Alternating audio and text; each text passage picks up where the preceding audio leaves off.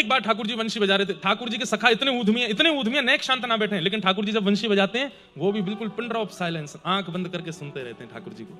एक बार मधुमंगल बैठो तो मैंने देखी ठाकुर जी वंशी बजा रहे हैं, तो जैसे ही वंशी बजाई तो वो सब ब्रज की स्थिति मैंने बताई ना, यमुना जी रुक जाती हैं, वृक्षों में पुष्प प्रकट हो जाते हैं, फल आ जाते हैं, सब लोग बाग अपने कार्य छोड़ देते हैं, दूर दूर तक हिंसक जीव भी अपने कान उठा करके ठाकुर जी की ओर देखते हैं। आज मधुमंगल सबको देखते देखते वाकी दृष्टि गई ऊपर, और जैसे ही मैंने ऊपर देखी तो कहा देखो आकाश मार्ग में बादल की ओट लिए मतलब पीछे छिप करके ब्रह्मा जी, शंकर जी, नारद जी, सरस्वती जी और सब 33 कोटि देवता आकाश में खड़े होकर के कान लगा करके ठाकुर जी की वंशी सुन रहे हैं। मधुमंगल ने श्रीदामा से, श्रीदामा देखियो सब देवता खड़े हैं आकाश में। श्रीदामा ने दूसरे से कही, ऐसे करके सब में बात फैल गई। अब जब जब ठाकुर जी वंशी बजा में आकाश में देवतान के दर्शन हुए। एक दिन मधुमंगल श्रीदामा किशोरी जी की सबरी सखीन के यूथ से बोले, हमारो लाला जय जय तो नहीं है, पर हमारो लाला जय जय ते भी ऊपर है। बोले क्यों? बात सुनो पहले पूरी। बोले क्यों? बोले हमारो लाला जब बंशी बजावे ना आकाश में देवता प्रकट हो जाएं। अरे कहां तक कहें, सूर्य चंद्र भी एक साथ प्रकट हो जाते हैं ठाकुर जी की स्वर लहरियों को सुनने के लिए।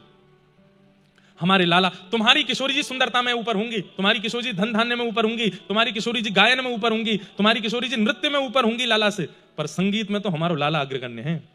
ललिता जी ने कमर कसी, बोली अगर किशोरी जी लाला से ऊपर निकली तो? बोले तो जीवन भर तेरे चरणन को स्पर्श करूंगा, वचन दे के कह रहा ये मधुमंगल, जब जब ललिता सामने आवेगी तब तब साष्टांग प्रणाम करूंगा अगर किशोरी जी ऊपर निकल जाए तो। बोले फिर कर लें एक कार्यक्रम। बोले हाँ करो।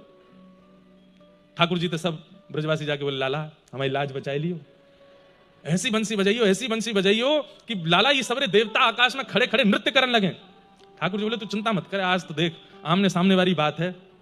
सब सखी गई किशोरी जी के पास, है किशोरी जी आज श्याम सुंदर को परास्त करना है। किशोरी जी बोले नहीं, वो सदा विजयी रहे, मैं क्यों परास्त करूं उनको? नहीं आज हम सखी सखान के बीच की बातें नहीं, हमारी लाज रखो।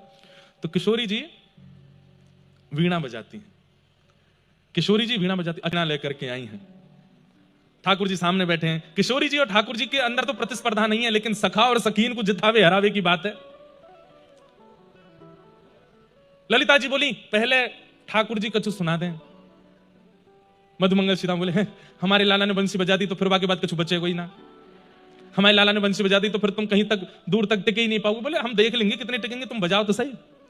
ठाकुर जी ने अपने अधर पर वेणु धारण करी, और महाराज यहां से प्रारंभ करते करते करते जैसे ही ठाकुर जी ने अपना मुखमंडल झुकाया और जब तेर सुनाई है, आहा, वृंदावन में आधा आकाश काला है और वहां चंद्रमा है, आधे आकाश में दिन है, वहां सूर्य है।